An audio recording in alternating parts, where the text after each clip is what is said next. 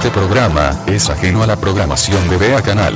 Cualquier eventualidad es responsabilidad del mismo. Vea Canal. Formando opinión con madurez.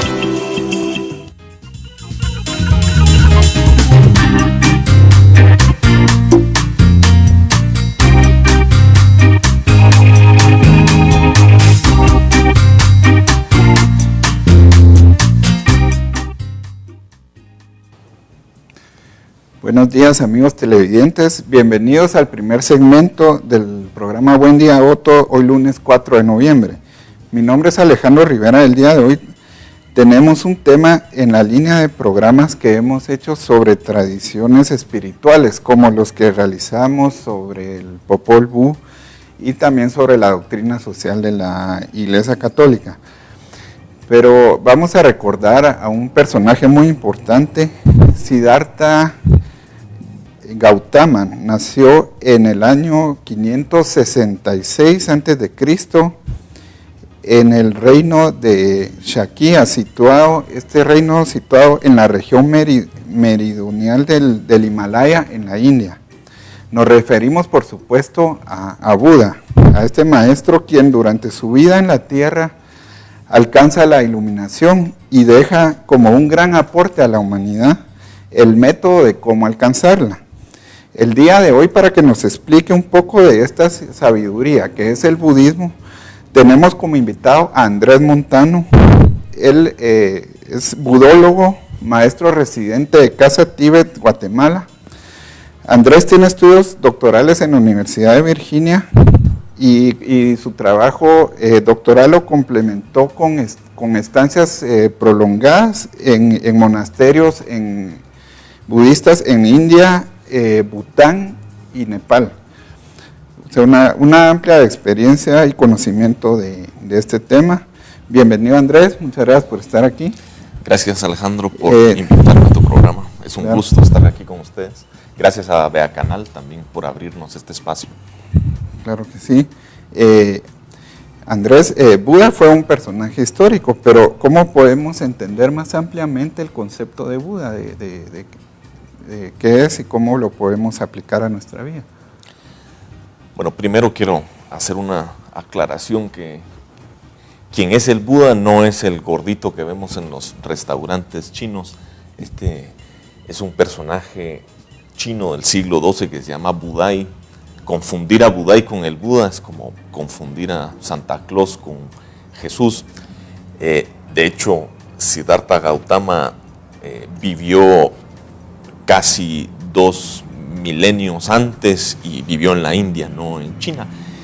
Yo creo que lo más importante de tener en cuenta del Buda es que él nació como un ser humano, como nosotros, y fue a través de su entrenamiento, fue a través del cultivo de sabiduría y la exploración sobre la condición humana, sobre la naturaleza del sufrimiento, que llega a tener un entendimiento y luego este entendimiento lo comparte. Dentro del budismo nosotros no concebimos al Buda como un dios, ni como un mensajero de Dios o un mesías o una emanación de Dios. De hecho, sería más exacto clasificar al budismo como una religión humanista, una religión que explora la condición humana y que trata de mejorar esta condición humana. Andrés, sabemos que la práctica central del budismo es la meditación. ¿Qué es la meditación y cuáles son algunas de las concepciones erróneas que tienen las personas aquí en Guatemala sobre ella?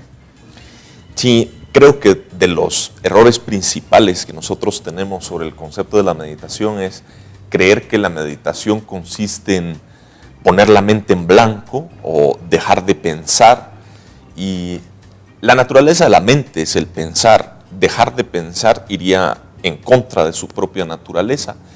Lo que nosotros tratamos de hacer en la meditación es familiarizar a nuestra mente con estados mentales virtuosos, familiarizar a nuestra mente con estados positivos y constructivos y eliminar estados mentales destructivos o dañinos.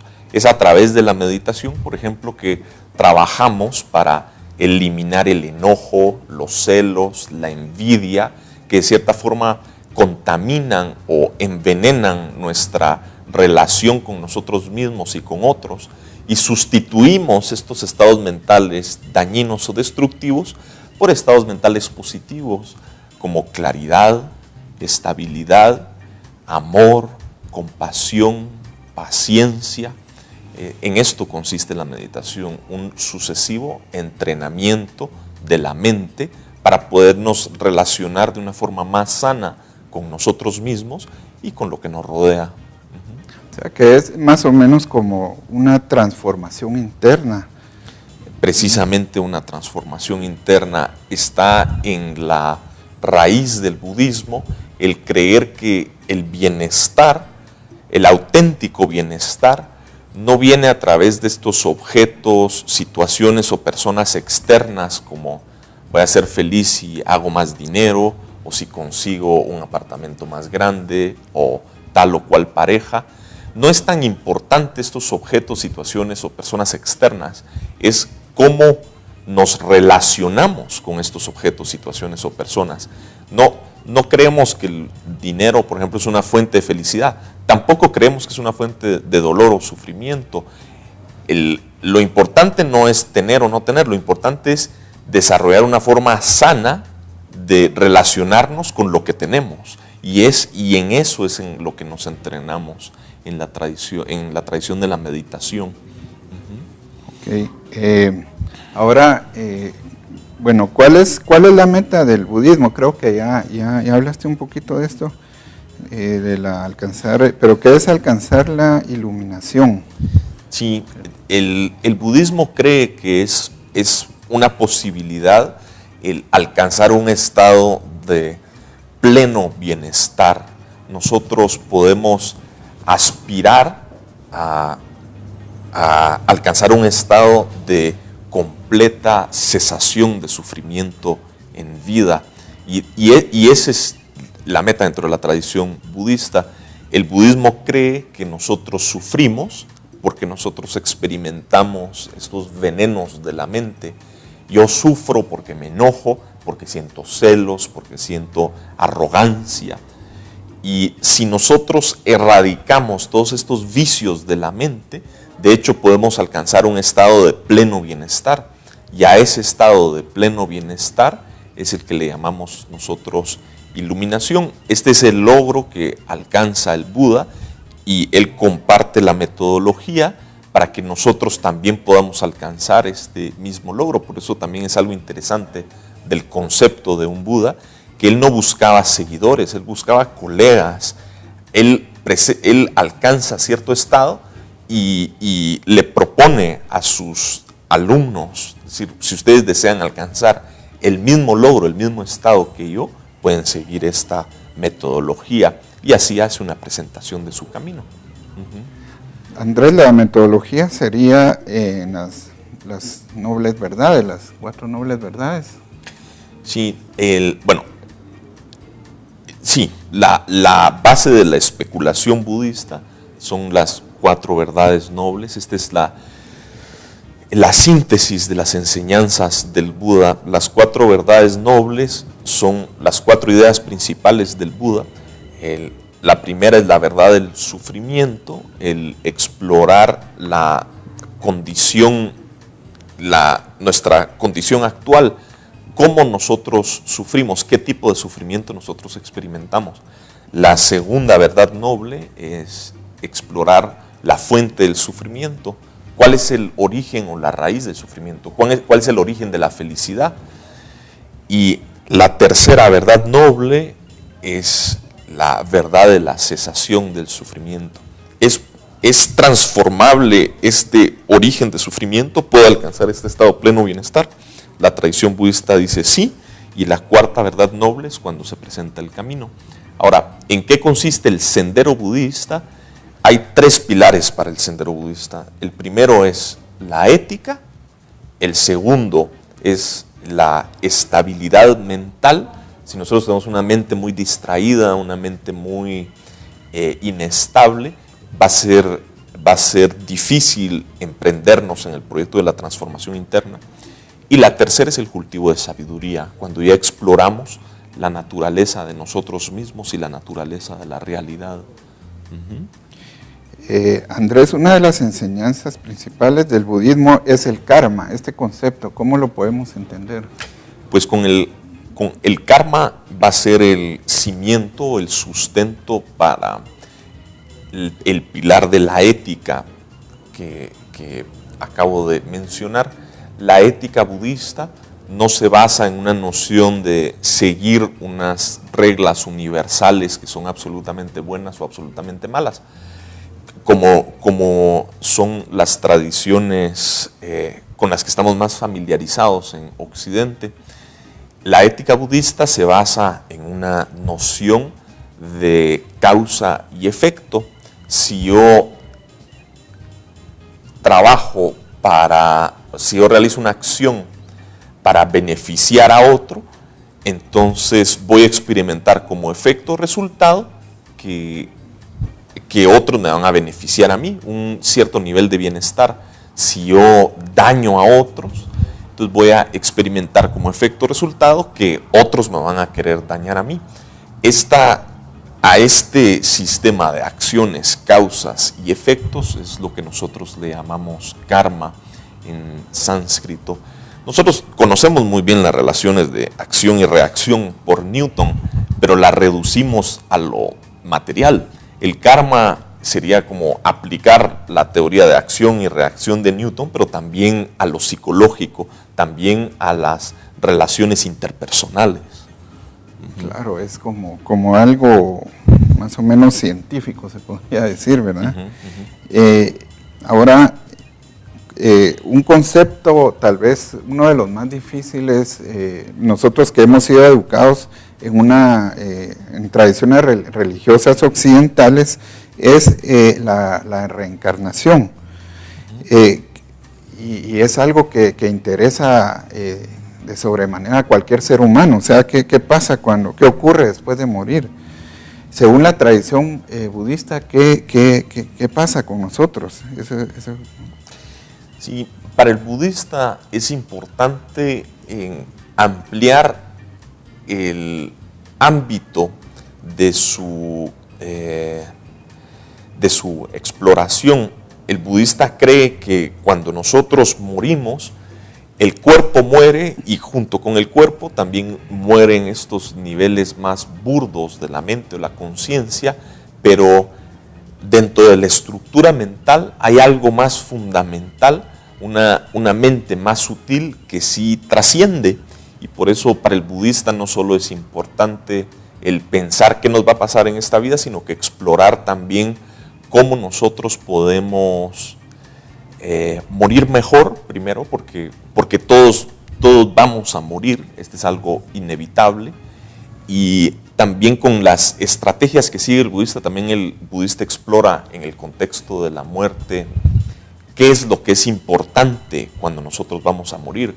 Si nosotros, por ejemplo, le dedicamos toda nuestra vida a la acumulación de fama, a la acumulación de dinero, de relaciones interpersonales, todo esto se queda en el momento de la muerte.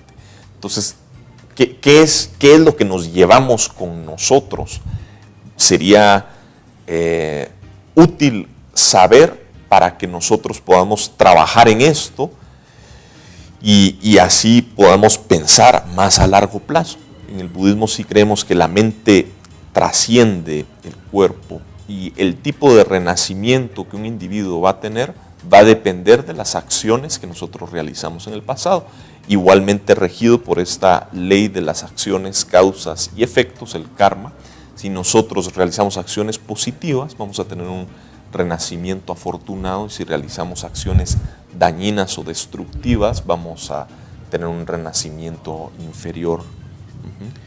Pues ya ven, amigos televidentes, lo importante que es morir con una mente tranquila, sin aflicciones.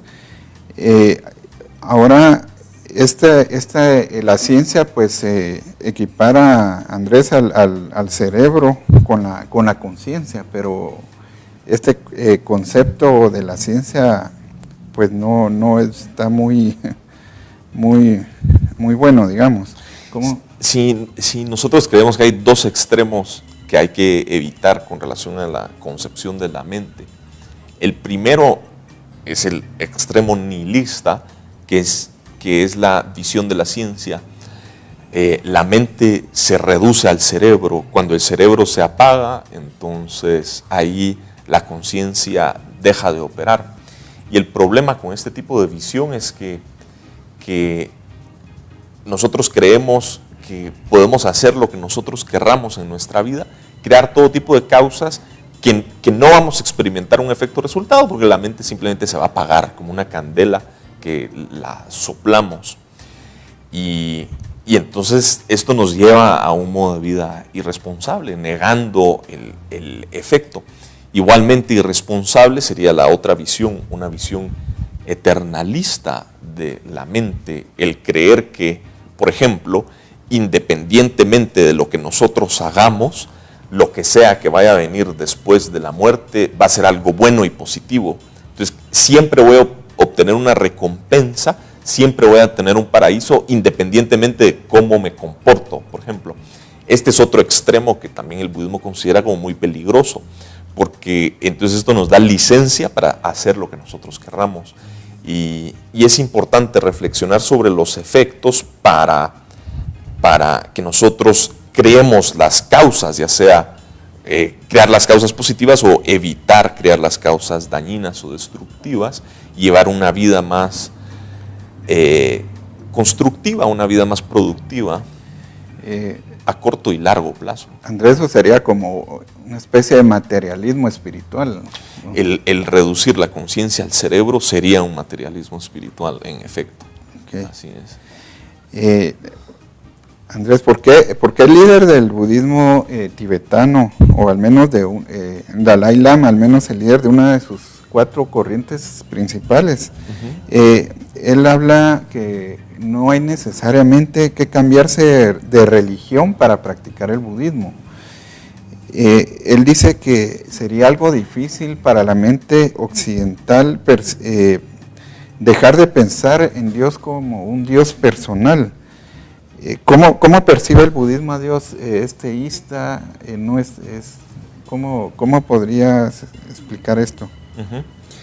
Pues es una excelente pregunta, Alejandro, gracias. El Dalai Lama enfatiza algo que es muy interesante dentro de la tradición budista, que la tradición budista no es una tradición proselitista, es decir, que el budista no gana puntos convirtiendo a otros budistas, y de hecho la iluminación del Buda no depende de la conversión. El Buda no le dijo a sus discípulos: conviertan a la mayor cantidad de gente a mi visión y van a alcanzar la meta. El Buda les dijo: cultiven la sabiduría a través de la meditación y van a alcanzar mi meta. Este es un elemento importante. Otro elemento importante es que el budismo no cree en una verdad absoluta. El budismo cree que en una verdad relativa. Si una idea o una noción va a ser positiva para mi propia vida, va a depender de cómo yo concibo esa idea, cómo yo interpreto esa idea. Y así hay muchas personas que tienen muchas predisposiciones distintas, y la mejor religión que cada individuo puede adoptar es la religión que más efectivamente o más eficientemente puede llegar a la raíz de sus problemas, la religión que contiene los métodos que para ese individuo en particular sean más hábiles. Y con relación al concepto de Dios que tú preguntas, el budismo, como lo mencioné al inicio, se puede describir de una forma más precisa como una religión humanista, no como una religión teísta. Y no solo mencioné esto, no lo elaboré. ¿Qué quiere decir que el budismo no es una religión teísta? Quiere decir de que el budismo no se basa en el concepto de fe hacia una deidad o el cultivo de devoción o la idea de que una deidad a través de su gracia nos va a sacar de nuestros problemas. El budismo cree que el punto de partida es un punto de partida individual. Nosotros creamos nuestros problemas, somos nosotros los que a través de aprender a relacionarnos de una forma sana con nosotros mismos y con nuestro entorno, vamos a poder salir de nuestros problemas. Ahora, yo diría que el concepto que tiene el budismo de Dios es un concepto muy similar a la teología del no realismo de Dan Kulpit, que es un teólogo inglés que dice que Dios, bueno, voy a decir, ¿qué dice el budismo? Todos los objetos, situaciones o personas, cómo existen, dependen tanto de en sí mismos como dependen de cómo nosotros nos relacionamos con ellos. Y Dan Kulpit dice, cómo existe Dios depende tanto de Dios en sí como cómo nosotros concebimos a Dios, cómo nosotros interpretamos a Dios, cómo nosotros escogemos relacionarnos con Dios. Así, si la concepción que un individuo tiene de Dios, la interpretación que él hace de Dios, lo hace una mejor persona porque le da un marco de referencia para que sea más ético, entonces el Dalai Lama dice, buenísimo, eso es lo que funciona para la persona, que esa línea siga. Ahora, si la concepción de Dios que uno tiene es una concepción que sirve para justificar un estado mental de intolerancia, un estado mental de odio hacia personas que no creen en lo mismo que nosotros creemos, entonces esa es una pena, ¿verdad? Porque creo que es una malinterpretación de las grandes religiones mundiales, ¿no? Claro. Ahora queremos entrar al tema de cómo el budismo cómo se puede aplicar a nivel de sociedad, o sea, cómo nos puede servir como país, digamos. Andrés, escribiste un artículo sobre la economía budista, cómo los sistemas socialistas ni los sistemas socialistas centralizados, ni los sistemas libertarios que dejan todo a la ley de la oferta y demanda pueden llegar a solucionar los problemas. ¿Cómo es este concepto de economía budista? ¿Qué estrategia propone? Excelente pregunta también, Alejandro. El budismo no propone un nuevo sistema económico, pero sí propone cierto tipo de actitudes que nosotros podemos tener que pueden guiar nuestras decisiones económicas. Lastimosamente nosotros estamos en un sistema primero que tiene una expectativa de que siempre va a haber un incremento ilimitado de la productividad. Es decir, nosotros creemos que vamos bien cuando va aumentando el Producto Interno Bruto, pero el problema es que los recursos naturales son limitados y tener una expectativa de que nosotros siempre vamos a poder aumentar la productividad es una expectativa irreal. Luego, también nosotros en nuestro sistema actual es un sistema que promueve o incentiva el aumentar el deseo. Todo el aparato publicitario es que nosotros deseemos más para que compremos más, para reactivar la economía.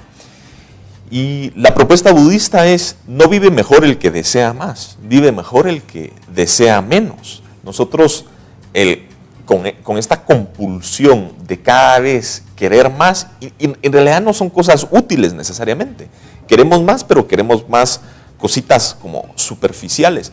Lo que estamos haciendo es que estamos acabando con los recursos naturales, estamos destruyendo nuestro ambiente y estamos elevando nuestro nivel de vida a un punto que va a ser insostenible a mediano plazo, especialmente ahorita que los hidrocarburos están a punto de colapsar. Entonces necesitamos, en vez de complicar nuestras vidas, tal vez es momento de comenzar a simplificar nuestras vidas. Esta es una primera propuesta, cambiando nuestra actitud. En vez de querer explotar nuestros recursos naturales para exportar y aumentar nuestro Producto Interno Bruto, debemos de cuidar nuestros recursos naturales, solo consumir lo que en realidad necesitamos y internamente, y parar esta compulsión con la exportación. A nivel de gobierno no nos deberíamos de preocupar por aumentar el Producto Interno Bruto, deberíamos de preocuparnos por aumentar la felicidad interna bruta. Felicidad nacional bruta, ¿verdad? Así es la conclusión de tu artículo. Exactamente. Ahora, Andrés, ¿hay alguna actividad en Casa Tíbet que próxima, algo que quisieras anunciar? Sí, muchas gracias, Alejandro. Quisiera invitarlos a que consulten nuestra página casatibet.org.gt.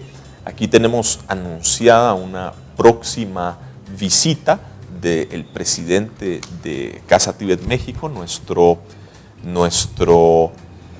director espiritual, Marco Antonio Caram, probablemente el budólogo más importante de Latinoamérica.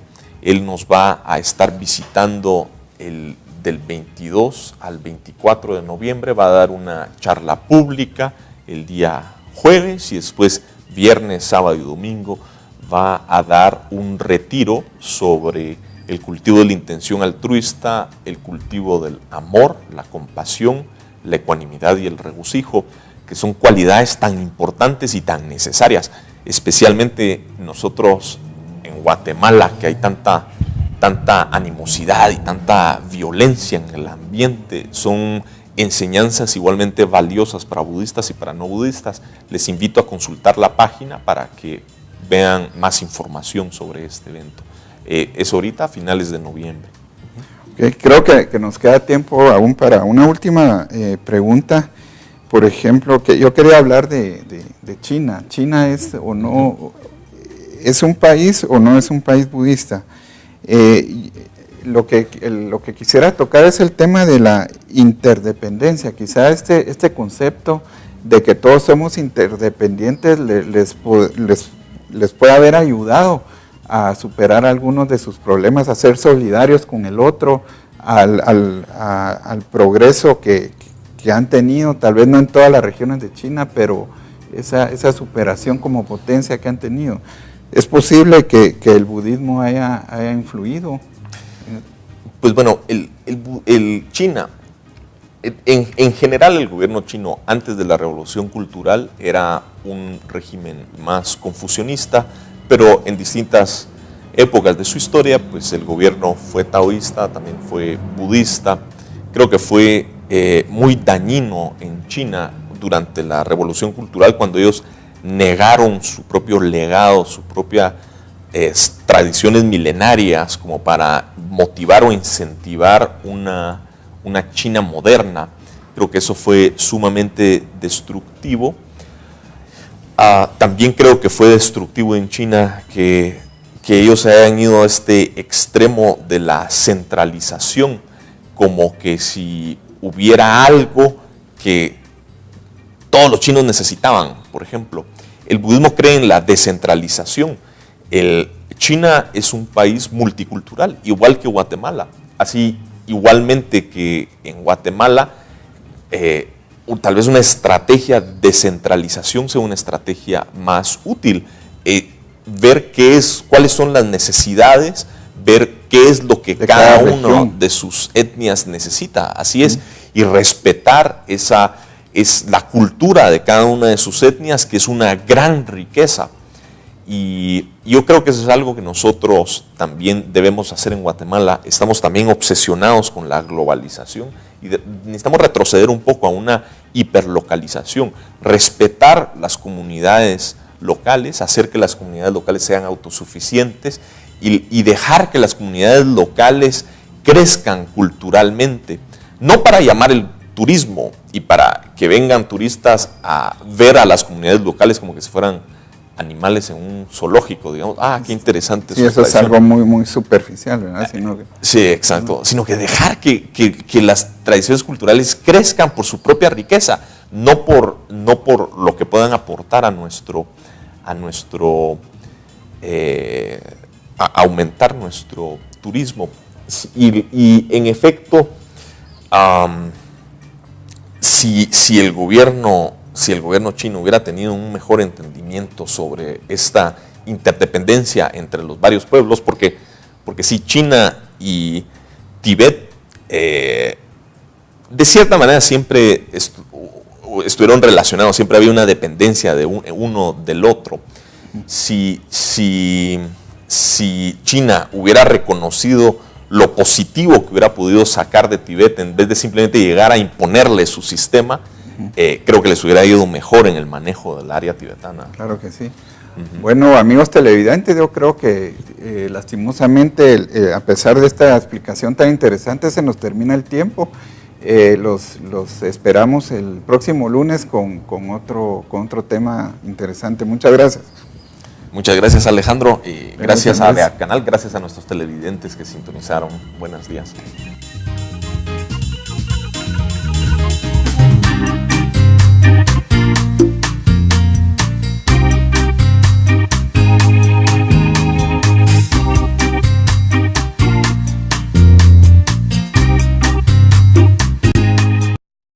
Familiarizar a nuestra mente con estados positivos y constructivos y eliminar estados mentales destructivos o dañinos. Es a través de la meditación, por ejemplo, que trabajamos para eliminar el enojo, los celos, la envidia, que de cierta forma contaminan o envenenan nuestra relación con nosotros mismos y con otros, y sustituimos estos estados mentales dañinos o destructivos por estados mentales positivos, como claridad, estabilidad, amor, compasión, paciencia.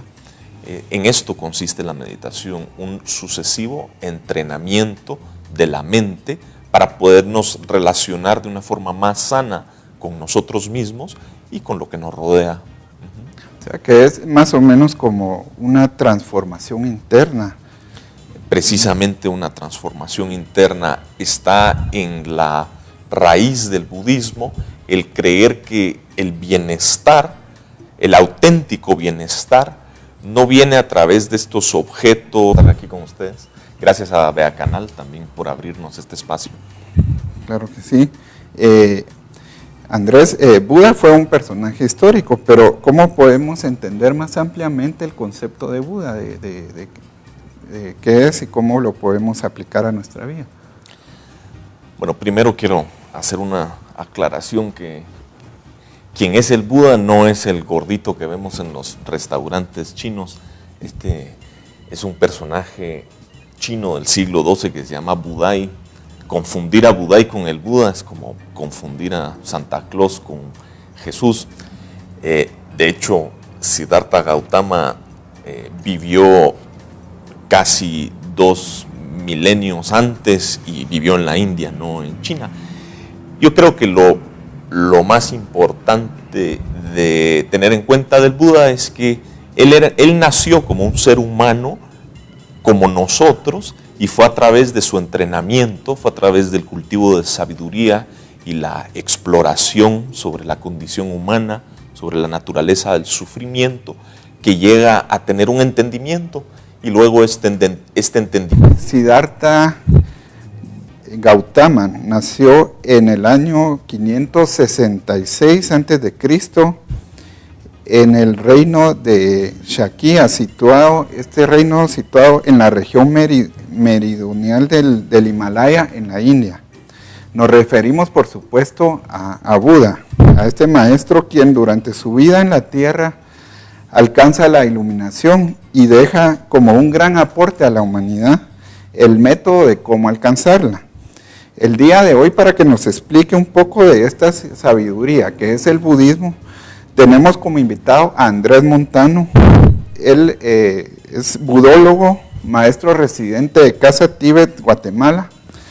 Andrés tiene estudios doctorales en la Universidad de Virginia y su trabajo doctoral lo complementó con estancias prolongadas en monasterios budistas en India, Bután y Nepal. O sea, una amplia experiencia y conocimiento de este tema. Bienvenido, Andrés, muchas gracias por estar aquí. Gracias, Alejandro, por invitarme a tu programa. Es un gusto. El conocimiento lo comparte. Dentro del budismo nosotros no concebimos al Buda como un dios, ni como un mensajero de Dios, o un mesías, o una emanación de Dios. De hecho, sería más exacto clasificar al budismo como una religión humanista, una religión que explora la condición humana y que trata de mejorar esta condición humana. Andrés, sabemos que la práctica central del budismo es la meditación. ¿Qué es la meditación y cuáles son algunas de las concepciones erróneas que tienen las personas aquí en Guatemala sobre ella? Sí, creo que de los errores principales que nosotros tenemos sobre el concepto de la meditación es creer que la meditación consiste en poner la mente en blanco o dejar de pensar. Y la naturaleza de la mente es el pensar. Dejar de pensar iría en contra de su propia naturaleza. Lo que nosotros tratamos de hacer en la meditación es familiarizar a nuestra mente con estados mentales virtuosos.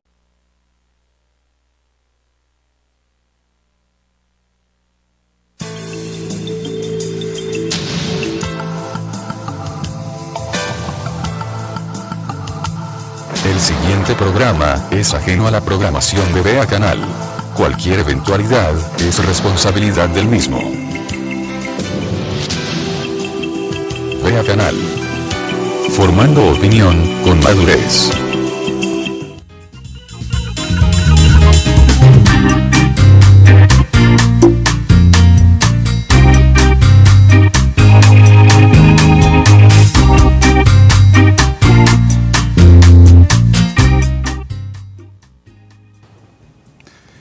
Buenos días, amigos televidentes, bienvenidos al primer segmento del programa Buen Día Otto, hoy lunes 4 de noviembre.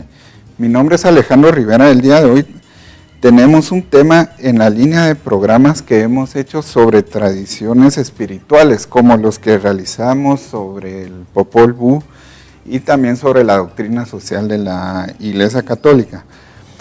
Pero vamos a recordar a un personaje muy importante